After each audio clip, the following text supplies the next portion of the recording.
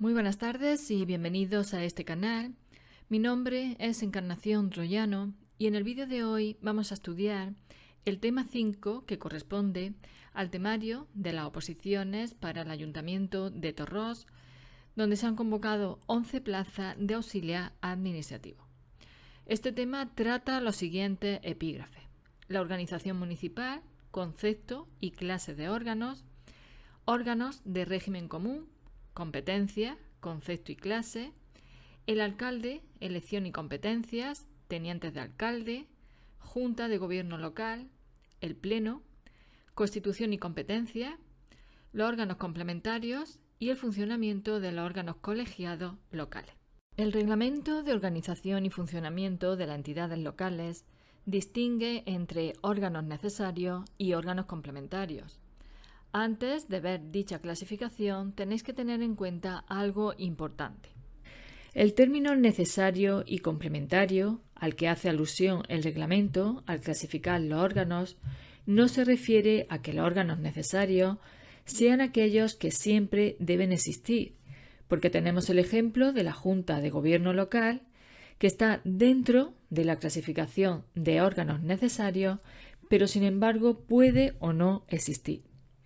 Lo mismo ocurre con el término de órgano complementario, que no significa que al ser complementario pueda o no existir, ya que tenemos en este caso el ejemplo de la Comisión de Cuentas, que a pesar de ser un órgano complementario, su existencia es preceptiva, es decir, obligatoria. Una vez dicho todo esto, vamos a ver cuáles son esos órganos necesarios y cuáles los órganos complementarios. Los órganos necesarios establece el reglamento, que son el alcalde, los tenientes de alcalde, el pleno y la Junta de Gobierno Local, solo en aquellos municipios con población de derecho superior a 5.000 habitantes y en los de menos, cuando así lo disponga su reglamento orgánico o así lo acuerde el pleno de su ayuntamiento. En cuanto a los órganos complementarios, son los siguientes. En todas las corporaciones existirán los concejales y diputados delegados, las comisiones informativas, la Comisión Especial de Cuentas, los consejos sectoriales y los órganos desconcentrados y descentralizados para la gestión de servicios. En los municipios, además, existirán los representantes personales del alcalde en los poblados y barriadas y las juntas municipales de distrito. Otra clasificación que establece también el reglamento orgánico son la de órganos superiores y órganos directivos. Se consideran órganos superiores los siguientes: el alcalde y los miembros de la Junta de Gobierno Local. Y se consideran órganos directivos los coordinadores generales de cada área o concejalía, los directores generales u órganos similares que culminen la organización administrativa dentro de cada una de las grandes áreas o concejalías, el titular del órgano de apoyo a la Junta de Gobierno Local y al concejal secretario de la misma, el titular de la asesoría jurídica, el secretario general del Pleno, el interventor general municipal, así como el titular del órgano de gestión tributaria. El gobierno y la administración municipal corresponde al ayuntamiento, que está integrado por el alcalde y por los concejales. El alcalde es elegido por los concejales o por los vecinos y los concejales son elegidos mediante sufragio universal, igual, libre, directo y secreto. Para estudiar la organización municipal tenemos que distinguir entre municipios de régimen común, municipios de gran población y municipios en régimen de concejo abierto. Nosotros, aquí en este vídeo, nos vamos a centrar en la organización municipal en municipios de régimen común. El alcalde, los tenientes de alcalde y el pleno existe en todos los ayuntamientos. Y la Junta de Gobierno Local existe en todos los municipios con una población superior a 5.000 habitantes y en los de menos, cuando así lo disponga su reglamento orgánico o así lo acuerde el pleno de su ayuntamiento. En los municipios de más de 5.000 habitantes y en los de menos, en que así lo disponga su reglamento orgánico o lo acuerde el Pleno, existirán órganos que tengan por objeto bien el estudio, informe o consulta de los asuntos que han de ser sometidos a la decisión del Pleno, o bien el seguimiento de la gestión del alcalde, la Junta de Gobierno local y los concejales que ostenten delegaciones. La Comisión Especial de Sugerencias y Reclamaciones existe en los municipios de gran población y en aquellos otros en que el Pleno así lo acuerde por el voto favorable de la mayoría absoluta del número legal de sus miembros o cuando así lo disponga su reglamento orgánico. La Comisión Especial de Cuentas existe en todos los municipios. El alcalde es el presidente de la corporación y puede delegar el ejercicio de determinadas atribuciones en los miembros de la Junta de Gobierno local y donde ésta no exista, en los tenientes de alcalde, sin perjuicio de las delegaciones especiales que para cometidos específicos pueda realizar en favor de cualesquiera concejales, aunque no pertenezca a aquella. El alcalde ostenta las siguientes atribuciones. De estas, todas las que tenéis en negrita se considera que son indelegables, es decir, que el alcalde no las puede delegar, y son las que vamos a repasar. Dirigir el gobierno y la administración municipal, convocar y presidir las sesiones del Pleno, decidir los empates con voto de calidad, dictar bandos, concertar operaciones de crédito siempre que aquellas estén previstas en el presupuesto y su importe acumulado dentro de cada ejercicio económico no supere el 10% de sus recursos ordinarios, salvo las de tesorería que le corresponderán cuando el importe acumulado de las operaciones vivas en cada momento no supere el 15% de los ingresos corrientes liquidados en el ejercicio anterior. Desempeñar la jefatura superior de todo el personal y acordar su nombramiento y sanciones, incluida la separación del servicio de los funcionarios de la corporación y el despido del personal laboral, dando cuenta al Pleno. Las aprobaciones de los instrumentos de planeamiento de desarrollo del planeamiento general no expresamente atribuidas al Pleno y los instrumentos de gestión urbanística y de los proyectos de urbanización. El ejercicio de las acciones judiciales y administrativas y la defensa del ayuntamiento, en las materias de su competencia, incluso cuando la hubiere delegado en otro órgano y en caso de urgencia en materias de la competencia del Pleno. La iniciativa para proponer al Pleno la declaración de lesividad en materias de la competencia de la alcaldía.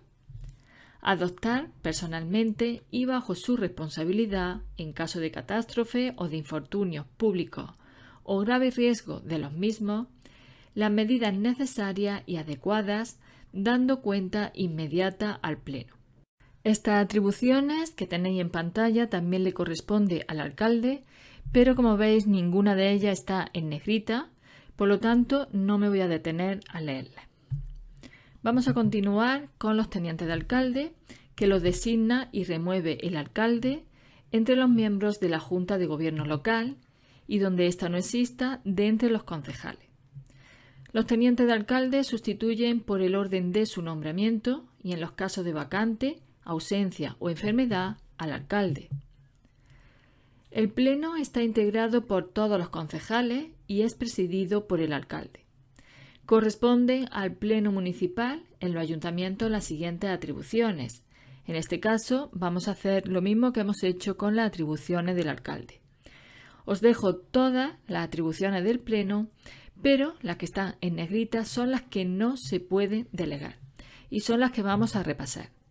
El control y la fiscalización de los órganos de gobierno, los acuerdos relativos a la participación en organizaciones supramunicipales, alteración del término municipal, creación o supresión de municipios y de las entidades a las que se refiere el artículo 45, creación de órganos desconcentrados y alteración de la capitalidad del municipio y el cambio de nombre de este municipio o de aquellas entidades, así como la adopción o modificación de su bandera enseña o escudo.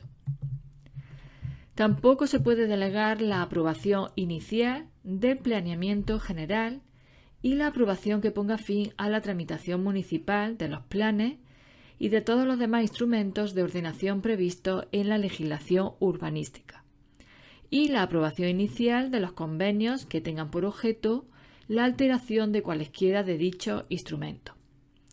La aprobación del reglamento orgánico y de las ordenanzas, la determinación de los recursos propios de carácter tributario, la aprobación y modificación de los presupuestos, así como la disposición de gastos en materia de su competencia y la aprobación de las cuentas.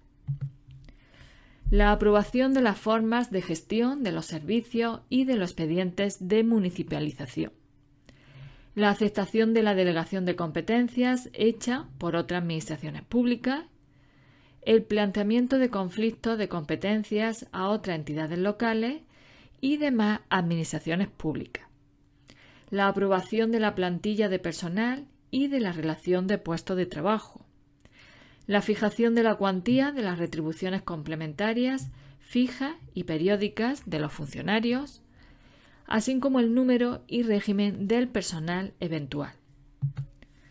La alteración de la calificación jurídica de los bienes de dominio público y aquellas otras que deban corresponder al Pleno por exigir su aprobación una mayoría especial.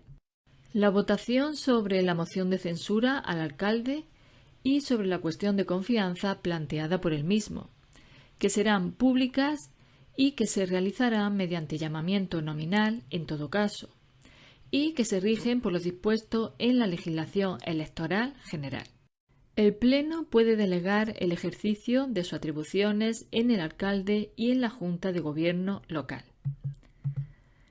La Junta de Gobierno local se integra por el alcalde y por un número de concejales que no es superior al tercio del número legal de los mismos, nombrados y separados libremente por aquel, dando cuenta al Pleno.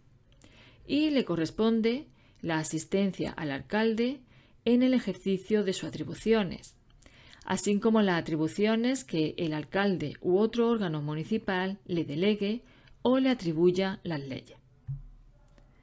Tenemos también la Comisión Especial de Sugerencias y Reclamaciones, que solo existirá cuando el Pleno así lo acuerde por el voto favorable de la mayoría absoluta del número legal de sus miembros y cuando así lo disponga su reglamento orgánico. A continuación vamos a estudiar el último epígrafe de este tema, que está dedicado al funcionamiento de los órganos colegiados locales. Nosotros vamos a comenzar en este vídeo por el funcionamiento del Pleno y vamos a comenzar estudiando las sesiones del Pleno. Las sesiones ordinarias son aquellas cuya periodicidad está preestablecida. Dicha periodicidad se fija por acuerdo del propio Pleno adoptado en una sesión extraordinaria, que habrá de convocar el alcalde o el presidente dentro de los 30 días siguientes al de la sesión constitutiva de la corporación. En el orden del día de dichas sesiones se debe de incluir siempre el punto de ruegos y preguntas. Tenemos también las sesiones extraordinarias, que son aquellas que convoca el alcalde o el presidente con tal carácter, y lo pueden hacer por iniciativa propia o a solicitud de la cuarta parte al menos del número legal de miembros de la corporación. La solicitud se debe hacer por escrito, exponiendo el asunto por la que se lleva a cabo y firmado por todos los que suscriben. La convocatoria de la sesión extraordinaria debe ser motivada y se debe efectuar dentro de los 4 días siguientes a la petición y no podrá demorarse su celebración por más de 2 meses. Esos 2 meses se cuentan desde que el escrito tuviera entrada en el registro central. Contra la derogación expresa o presunta de la solicitud, los interesados pueden interponer los recursos que crean oportunos. Vamos ahora con las sesiones extraordinarias urgentes. Las convoca también el presidente o el alcalde, cuando la urgencia del asunto a tratar no permita convocar la sesión extraordinaria con una antelación mínima de 2 días hábiles, que es la exigida por la ley. Se debe incluir como primer punto del orden del día el pronunciamiento del Pleno sobre la urgencia. Si esta urgencia no resulta apreciada por el Pleno, se levantará acto seguido la sesión. Las convocatorias de las sesiones, orden del día y borradores de actas deberán ser notificados a los concejales o a los diputados en su domicilio. Entre la convocatoria y la celebración de la sesión no podrán transcurrir al menos 2 días hábiles, salvo en el caso de las sesiones extraordinarias urgentes. La convocatoria de las sesiones dará lugar a la apertura del correspondiente expediente, en el que deberá constar la relación de expedientes conclusos que la Secretaría prepare y que ponga a disposición de la alcaldía o presidencia.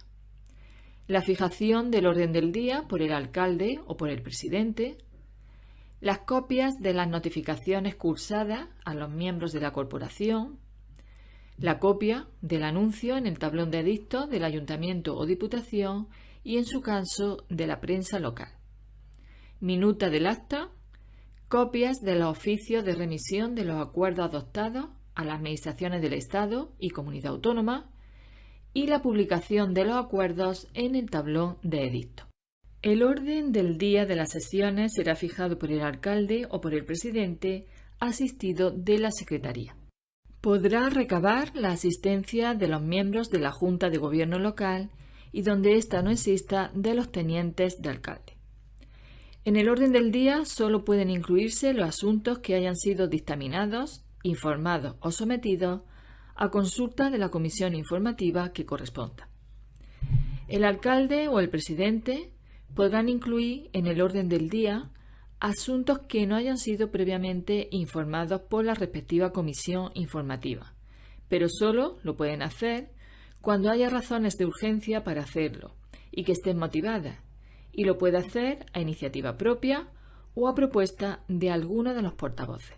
Ahora bien, no podrá adoptarse ningún acuerdo sobre estos asuntos sin que el Pleno ratifique su inclusión en el orden del día.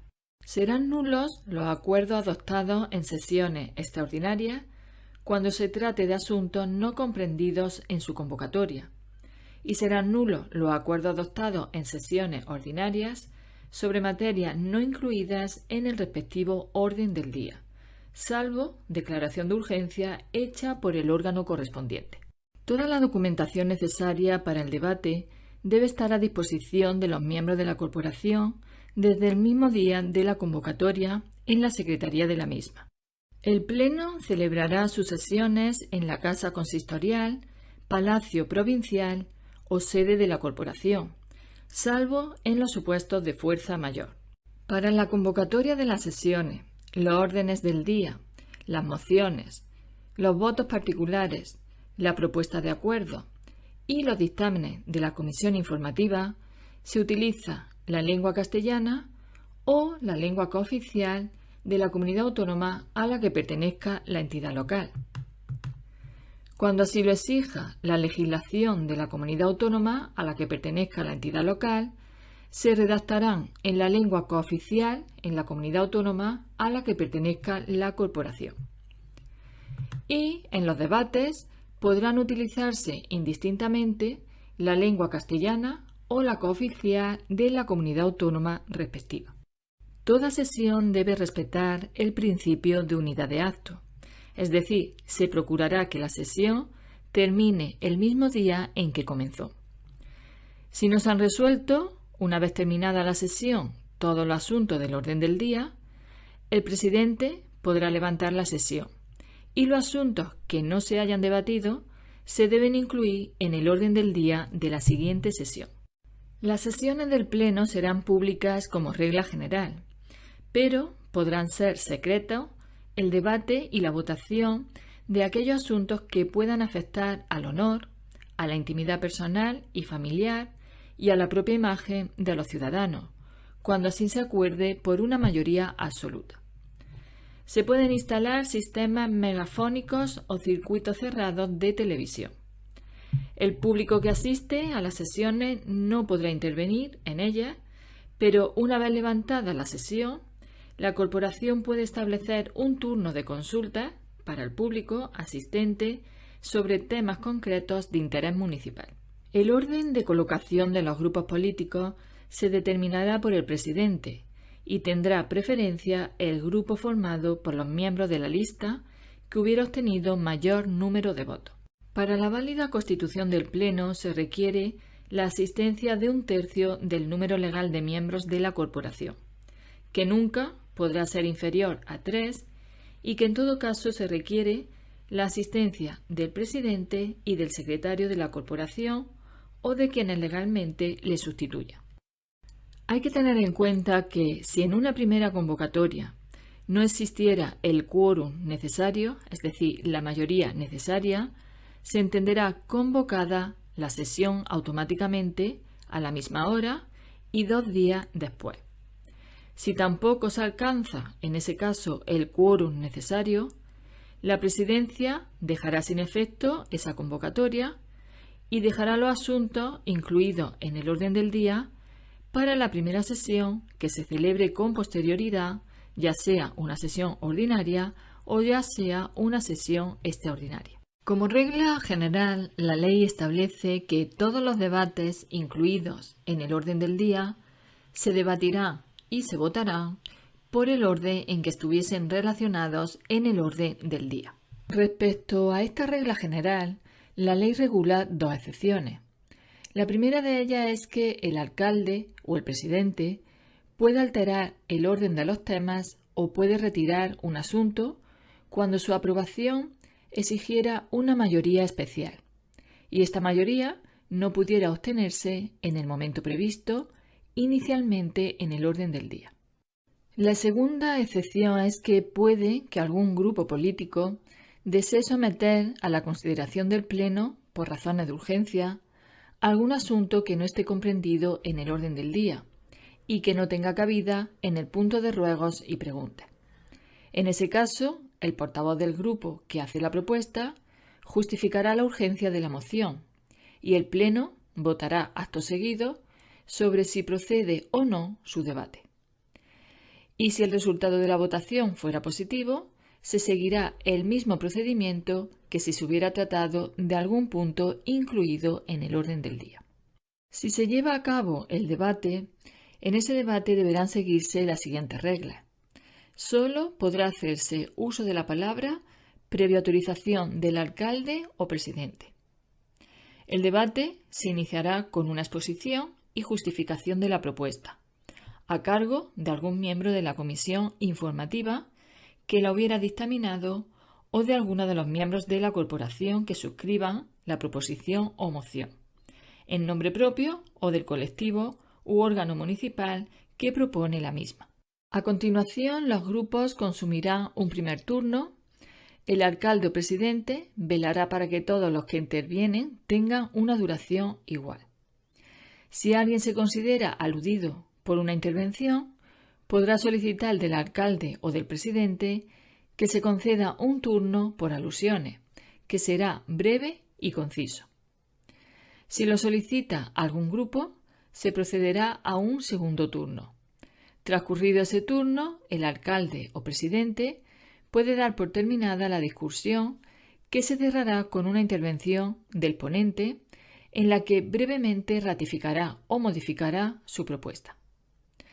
No se admitirá otra interrupciones que la del presidente para llamar al orden o a la cuestión debatida. Cualquier concejal durante el debate podrá pedir la retirada de algún expediente incluido en el orden del día o puede pedir que el expediente quede sobre la mesa, aplazándose su discusión para la siguiente sesión. En ambos casos, la petición será votada, tras terminar el debate y antes de proceder a la votación sobre el fondo del asunto. Si la mayoría simple votase a favor de la petición, no tendrá lugar la votación para propuesta de acuerdo. En el supuesto de que se trate de asuntos que no estén incluidos en el orden del día que requieran un informe preceptivo de la Secretaría o de la intervención, si no pudieran emitirlo en el acto, deberán solicitar del presidente que se aplace su estudio quedando sobre la mesa hasta la próxima sesión. Si dicha petición no fuera atendida, el secretario lo hará constar expresamente en el acta.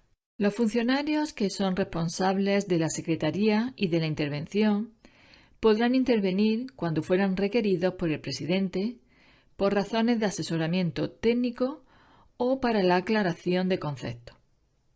Cuando dichos funcionarios entienda que en el debate se ha planteado alguna cuestión sobre la que pueda dudarse sobre la legalidad o repercusiones presupuestarias del punto debatido, podrán solicitar al presidente el uso de la palabra para asesorar a la corporación. El alcalde o el presidente podrá llamar al orden a cualquier miembro de la corporación que diga palabras o que utilice conceptos que sean ofensivos al decoro de la corporación o de sus miembros, o bien de las instituciones públicas o de cualquier otra persona o entidad.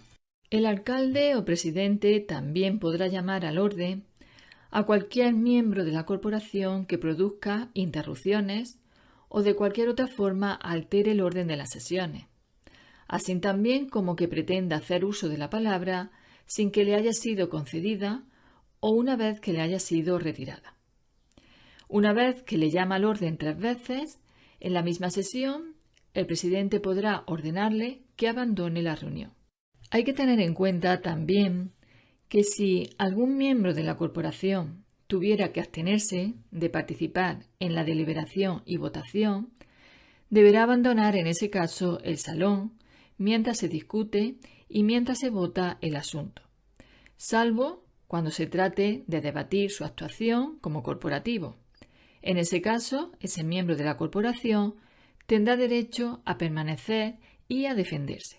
Respecto a las preguntas de los debates, hay que tener en cuenta lo siguiente.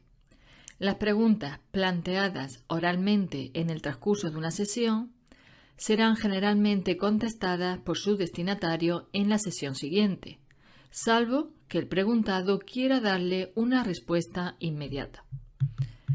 Respecto a las preguntas formuladas por escrito, serán contestadas por el destinatario en la sesión siguiente, salvo que, al igual que el caso anterior, el preguntado quiera darle una respuesta inmediata. Y las preguntas formuladas por escrito con 24 horas de antelación serán contestadas ordinariamente en la sesión por causas debidamente motivadas en la siguiente sesión. Para poder entender mejor este tema, tenéis que tener en cuenta el significado de ciertos conceptos que vamos a ver a continuación y la diferencia entre unos y otros. Vamos a comenzar con el dictamen, que es la propuesta que se somete al Pleno tras el estudio del expediente por la Comisión Informativa. El dictamen contiene una parte expositiva y un acuerdo a adoptar. La proposición es la propuesta que se somete al Pleno relativa a un asunto que está incluido en el orden del día, que acompaña a la convocatoria. La proposición contendrá una parte expositiva o justificación y el acuerdo que se vaya a adoptar, y no procederá a entrar a debatir ni votar una proposición sin que previamente se haya ratificado. La moción es la propuesta que se somete directamente a conocimiento del Pleno y se puede formular por escrito o de forma oral. El voto particular es una propuesta de modificación de un dictamen formulada por un miembro que forma parte de la comisión informativa y deberá acompañar ese voto particular al dictamen desde el día siguiente a su aprobación por la comisión. La enmienda es la propuesta de modificación de un dictamen o proposición presentada por cualquier miembro, mediante escrito presentado al presidente antes de iniciarse la deliberación del asunto. Por su parte, la pregunta es cualquier cuestión planteada a los órganos de gobierno en el seno del Pleno. Pueden plantear preguntas todos los miembros de la corporación o bien los grupos municipales a través de su portavoces. Y por último tenemos el ruego, que es la formulación de una propuesta de actuación que va dirigida a alguno de los órganos de gobierno municipal. Los ruegos formulados en el seno del Pleno podrán ser debatidos, pero en ningún caso sometidos a votación. Pueden plantear ruegos todos los miembros de la corporación o los grupos municipales a través de sus portavoces, y podrán ser efectuados oralmente o por escrito, y serán debatidos generalmente en la sesión siguiente, sin perjuicio de que lo puedan ser en la misma sesión que se formulen si el alcalde o el presidente lo estima conveniente. Una vez que ha finalizado el debate de una sesión, comienza la votación, y esta votación puede ser de tres tipos: ordinaria, nominal o secreta. Las votaciones ordinarias son aquellas que se manifiestan por signos convencionales de asentimiento, disentimiento o abstención, y es el sistema normal utilizado. Las votaciones nominales son aquellas votaciones que se realizan mediante un llamamiento por orden alfabético de apellido, y siempre, en último lugar, será el presidente, y en la que cada miembro de la corporación, al ser llamado, responde en voz alta sí, no o me abstengo. Estas votaciones se requieren para llevar a cabo la solicitud de un grupo municipal aprobado por el Pleno por una mayoría simple en votación ordinaria. Y por último tenemos las votaciones secretas, que son aquellas que se realizan por papeleta, que cada miembro de la corporación vaya depositando en una urna o en una bolsa. Estas votaciones secretas solo podrán utilizarse para elección o destitución de personas. Una vez iniciada la votación, hay que tener en cuenta que no se puede interrumpir por ningún motivo, y que durante el desarrollo de la misma, el presidente no concederá el uso de la palabra, y ningún miembro de la corporación podrá entrar en el salón o abandonarlo. Los acuerdos del Pleno serán adoptados como regla general por mayoría simple de los miembros presentes. El voto de los concejales es personal e indelegable y puede emitirse en sentido afirmativo o negativo. Los miembros de la corporación pueden abstenerse de votar y se considerará dicha abstención cuando se hubieran ausentado del salón de sesiones una vez iniciada la deliberación de un asunto y no estuviesen presentes en el momento de la votación. Si en las votaciones se produjera un empate, se efectuará una nueva votación y si continúa el empate, decidirá el voto de calidad del presidente. Debéis tener en cuenta que el Pleno es el que lleva a cabo el control y la fiscalización de la actuación de los demás órganos de gobierno y que este control y esta fiscalización se ejercerá a través de los siguientes medios. El primero de ellos es el requerimiento de presencia e información de miembros corporativos que ostenten delegación. Hay que tener en cuenta que todo miembro de la corporación que por delegación del alcalde o presidente ostenten la responsabilidad de un área de gestión estarán obligados a comparecer ante el Pleno, cuando éste así lo acuerde, para responder a las preguntas que se le formulen sobre su actuación. Una vez que se acuerde la comparecencia, el alcalde o presidente incluirá el asunto en el orden del día de la próxima sesión ordinaria o extraordinaria y le notificará al interesado el acuerdo adoptado y la fecha en que se celebrará la sesión en que deberá comparecer. Entre la notificación y la celebración de la sesión deberán transcurrir al menos 3 días. El segundo medio que se puede utilizar para ese control y fiscalización por parte del Pleno es el debate sobre la actuación de la Junta de Gobierno. En este caso, el Pleno podrá acordar la celebración de sesión extraordinaria cuyo objeto sea someter a debate la gestión de la Junta de Gobierno. Lo hará a propuesta del alcalde o presidente o bien mediante solicitud de la cuarta parte al menos del número legal de miembros corporativos. El desarrollo de la sesión será el siguiente. Primero, intervendrá el autor de la propuesta para explicar el significado de la misma. Contestará un miembro de la Junta de Gobierno designado por esta y después de los turnos de réplica podrán intervenir los demás grupos políticos de la corporación para formular preguntas a la Junta de Gobierno, que serán contestadas por un miembro de la misma. Y el último medio utilizado para ese control y fiscalización por parte del Pleno será la moción de censura al alcalde o presidente. Esta se podrá presentar como consecuencia del debate. El objeto de la misma será que el Pleno manifieste su posición sobre la gestión de la Junta de Gobierno. Si el Pleno admite debatir la moción, esta se incluirá en el orden del día en la siguiente sesión plenaria, ordinaria o extraordinaria. La moción se presentará por escrito en el Registro General de la entidad.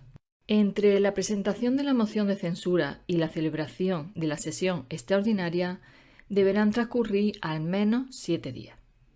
La convocatoria solo podrá ser denegada por no reunir la moción los requisitos que la Ley Orgánica de Régimen Electoral General establece. Dentro de los 2 días siguientes a la convocatoria de la sesión extraordinaria, podrán presentarse en el Registro General de la entidad otras mociones de censura alternativas. De cada sesión, el secretario levantará un acta en la que deberá constar el lugar de reunión con expresión del nombre del municipio y local en que se celebra, día, mes y año, hora en que comienza, nombre y apellidos del presidente, de los miembros de la corporación presentes, de los ausentes que se hubieran excusado y de los que falten sin excusa. Carácter ordinario o extraordinario de la sesión y si se celebra en primera o en segunda convocatoria. Asistencia del secretario o de quien legalmente le sustituya y presencia del funcionario responsable de la intervención cuando concurra. Asuntos que examinen opiniones sintetizadas de los grupos o miembros de la corporación que hubiesen intervenido en las deliberaciones e incidencias de estas. Votaciones que se verifique y, en el caso de las nominales, el sentido en que cada miembro emita su voto. En las votaciones ordinarias se hará constar el número de votos afirmativos, de los negativos y de las abstenciones, y se hará constar nominalmente el sentido del voto cuando así lo pidan los interesados, la parte dispositiva de los acuerdos que se adopten y la hora en que el presidente levante la sesión. Si no se celebra la sesión, en lugar de un acta, el secretario redactará una diligencia que será custodiada con su firma. En esta diligencia deberá constar las causas y nombres de los concurrentes y de los que hubieran excusado su asistencia. Una vez aprobada el acta por el Pleno, se trasladará al libro de actas, autorizándola con la firma del alcalde o presidente y del secretario. Una vez que hayamos estudiado cómo funciona el Pleno, vamos a continuación a estudiar el funcionamiento de la Junta de Gobierno. La sesión constitutiva se celebrará a convocatoria del alcalde o presidente y se llevará a cabo dentro de los 10 días siguientes a aquel en que el alcalde o el presidente haya designado a sus miembros. Las sesiones de la Junta de Gobierno local pueden ser ordinarias, extraordinarias y urgentes. Las sesiones ordinarias se celebrarán cada 15 días como mínimo, y el día y hora de su celebración se determinará por decreto del alcalde o del presidente. Por su parte, las sesiones extraordinarias y las sesiones urgentes se convocarán por el alcalde cuando se den circunstancias urgentes y extraordinarias. Se celebrarán las sesiones de la Junta de Gobierno local en la Casa Consistorial, Palacio Provincial o edificio que sea sede de la entidad, salvo en los supuestos de fuerza mayor. Entre la convocatoria y la celebración de la sesión no podrán transcurrir en las sesiones ordinarias menos de 24 horas y en las sesiones extraordinarias y urgentes, antes de entrar a conocer los asuntos que estén incluidos en el orden del día, deberá ser declarada la urgencia por un acuerdo favorable de la mayoría de los miembros. Los acuerdos adoptados en las sesiones no serán públicos, pero se comunicará a la Administración estatal y a la Administración autonómica, en el plazo de 10 días deberá enviarse a todos los miembros de la corporación copia del acta. La Junta de Gobierno local, para su válida constitución, requiere la asistencia de la mayoría absoluta de sus componentes. Si no existiera ese quórum, se constituirá en segunda convocatoria 1 hora después de la señalada para la primera.